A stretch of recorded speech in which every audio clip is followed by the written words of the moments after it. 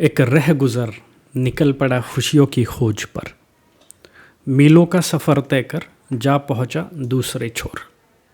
मिला एक दूसरे रह गुज़र काफ़िले से,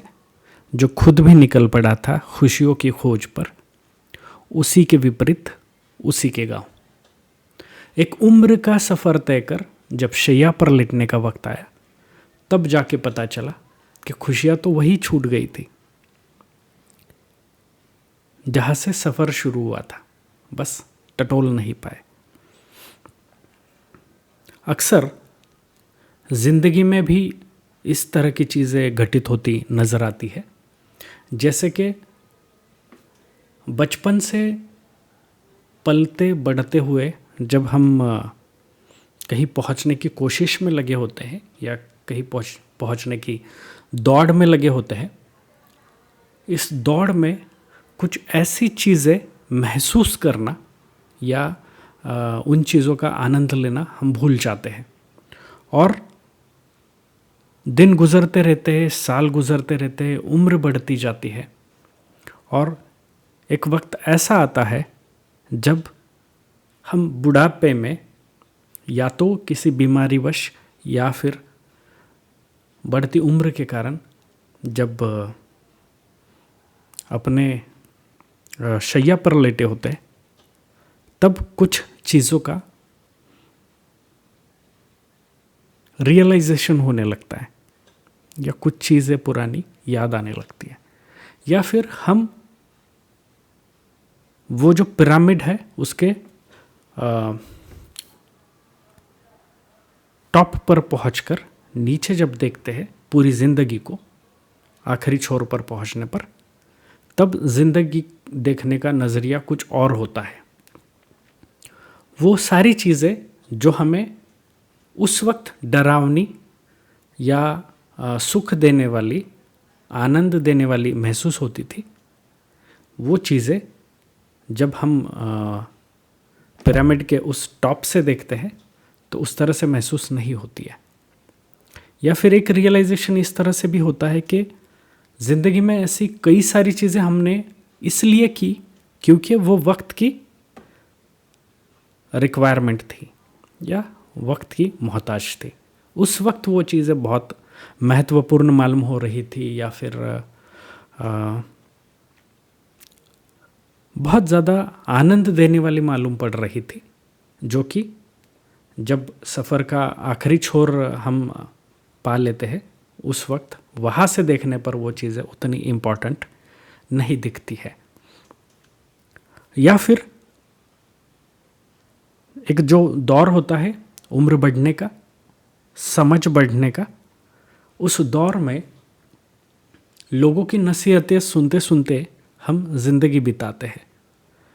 किसी ने कहा डॉक्टर बन जाओ, किसी ने कहा एडवोकेसी की पढ़ाई कर लो, एडवोकेट बन जाओ,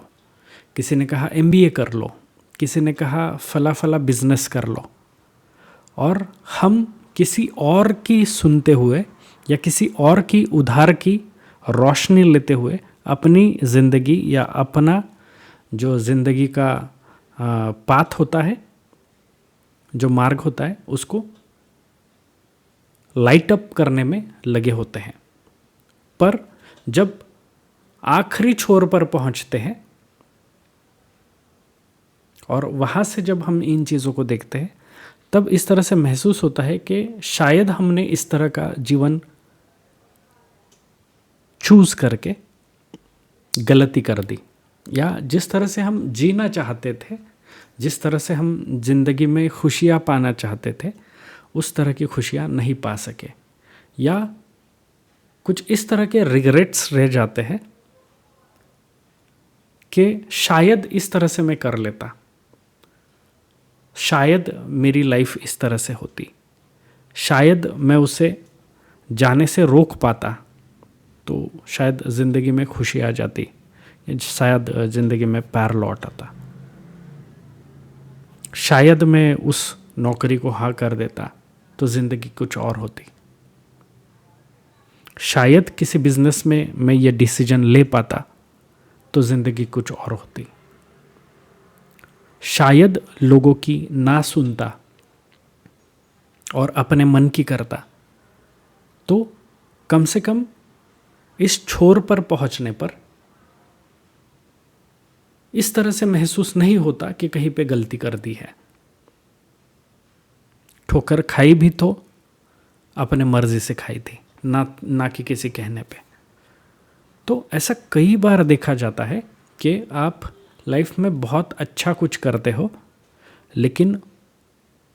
जब शैया पर लेटने का वक्त आता है और जब वहाँ से पूरी ज़िंदगी को हम देखते हैं, तो इस तरह से महसूस होता है कि शायद ये जो तरक्की और सक्सेस मिली है, इससे कई गुना बेहतर होता फेल होना या एक एवरेज लाइफ जीना अपनी मर्जी की। जैसे हमने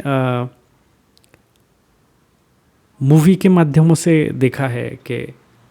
3 इडियट्स में जिस तरह से फरहान की लाइफ दिखाई गई है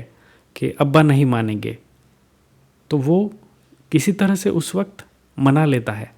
बाप को, माँ को, और उसके बाद की जो लाइफ होती है उस लाइफ में वो भर भर के जीता है। या जो दूसरा कैरेक्टर है जो हाथ में कई सारी अंगूठियाँ पहन के डर के माहौल में एक ज़िंदगी बिताने की कोशिश में होता है,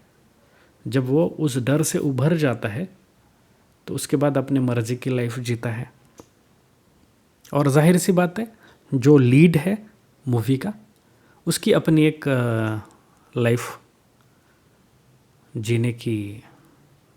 जीने का एक तरीका हमने देखा है। तो ये मूवी भी इसी कंसेप्ट को दर्शाती है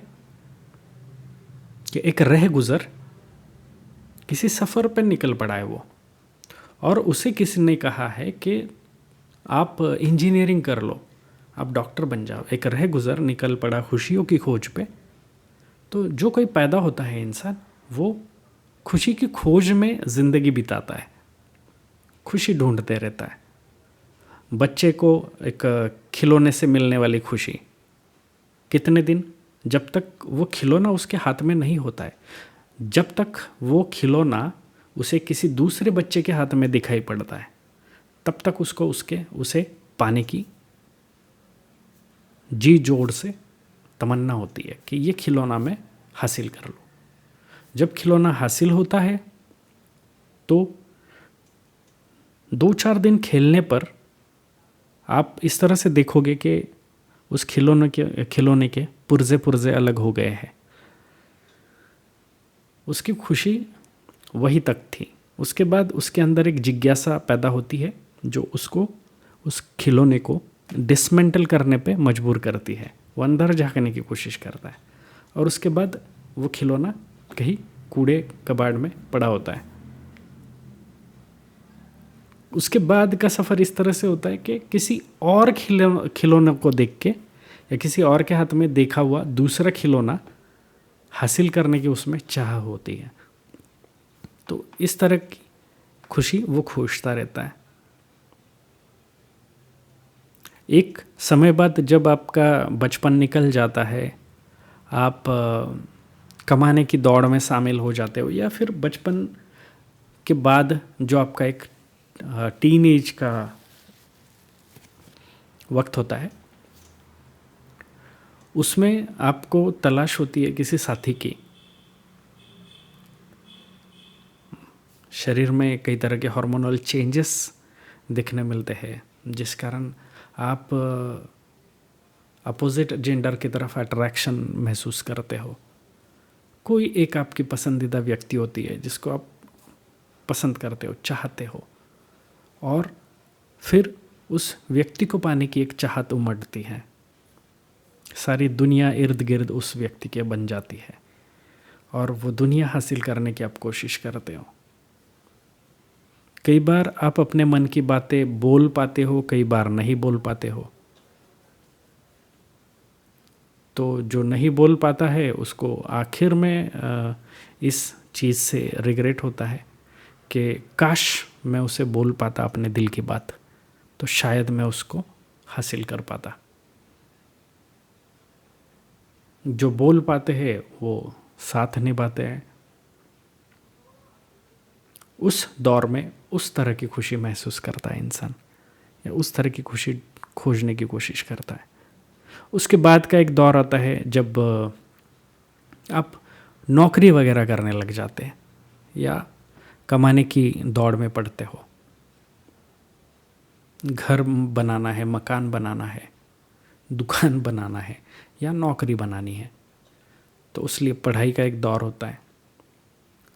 उसमें भी खुशी ढूंढने की कोशिश की जाती है, पर उस वक्त लोगों के द्वारा, जो आपके सराउंडिंग में लोग हैं, उनके द्वारा बताई गई खुशी को पाने की कोशिश में हम होते हैं। फिर किसी ने कहा कि आप इंजीनियरिंग कर लो, डॉक्टरेट कर लो, तो वो खुशी पाने की कोशिश में हम लगे रहते हैं, वो हासिल कर लेते हैं, और फिर कुछ इस हद तक उस जाल में उलझ जाते हैं कि हम जीना भूल जाते हैं। पैसे कमाने के रेस में जुट जाते हैं और एक किश्तों वाली ज़िंदगी शुरू होती है। मकान दुकान से लेके गाड़ी तक के किश्ते,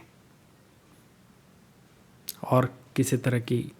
अगर आप खुशियाँ ढूंढ रहे हैं तो उस खुशी को अगर ख़रीदना पड़ रहा है तो उस चीज़ के किश्ते, ऐसे किश्तों वाली एक ज़िंदगी बन जाती है। फिर देर सवेर एक जीवन साथी ढूंढ के शादी हो जाती है। उसके बाद एक लाइफ शुरू हो जाती है कि एक रिस्पॉन्सिबिलिटी आपके ऊपर आ जाती है, और उस वक्त थोड़ा सा रियलाइजेशन आपको होने लगता है कि शायद मैं अपने मर्ज़ी की लाइफ जी पाता, मैं ये करना चाहता था, मैं वो करना चाहता था। इस तरह की बातें आप आपका जो लाइफ पार्टनर है उसके साथ डिस्कस करते हो। कुछ सालों बाद बच्चे होते हैं, बच्चों के साथ भी इसी तरह से चीज़ें घटित होती है। जब बच्चे बड़े होने लगते हैं तब आप अपने आप को उनमें देखते हो।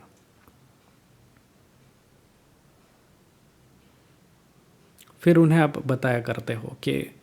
मैं इस तरह से क्रिकेट खेलता था, मैं इस तरह से गाना गाता था, स्कूल में कॉलेज में इस तरह से लोग मुझे पसंद करते थे, इस तरह से मैंने स्कूल के प्रेयर में या असेंबली में गाना गाया था। और अगर एक ठीक उम्र के बच्चे हो तो आप अपनी लव लाइफ के बारे में भी उनसे डिस्कस करते हो, अगर उस तरह का घर में माहौल है तो। और उस वक्त आप अपने रिग्रेट्स भी उनके सामने रखते हो कि हमारे पास जेब में पैसे नहीं होते थे जब हम लोग स्कूल जाते थे, किसी भी तरह का पॉकेट मनी नहीं मिलता था, एक पुरानी फटी हुई पतलून पहनकर हम स्कूल जाया करते थे। जिस तरह से तुम लोगों को अब यूनिफॉर्म मिल रहा है, स्कूल के बस में बैठ के तुम लोग स्कूल जाते हो, तो इस तरह का माहौल हमें नहीं मिलता था। इस तरह की बातें आप उन्हें सुनाने लग जाते हो। और फिर ये जिम्मेदारियों का दौर कहीं ख़त्म ही नहीं होता है। कल को बच्चों की शादियां हो जाती है, उनका परिवार बस जाता है, और उसके बाद जब आपकी रोज़ी रोटी बैठे बैठे आपको मिलती हो कि बच्चे बड़े हो गए हैं, वो आपको पाल पोस रहे हैं, अच्छा बुरा जैसे भी, और उस वक्त जब आप बिल्कुल पूरी तरह से अकेले बन जाते हो या अकेले पड़ जाते हो, तब आप सोचते हो कि जो जो चीज़ें लाइफ में घटी है उसमें क्या क्या करेक्शंस हो सकते थे। ये ठीक उसी तरह से जैसे आप स्टेज पे पहली बार भाषण देते हो, घर आने के बाद अपने भाषण को अपने दिमाग में दोहराते हो और इस तरह से सोचते हो कि काश मैं इस तरह से बोलता, काश मैं इस तरह से एग्जाम्पल देता, काश मैं इस तरह का बॉडी लैंग्वेज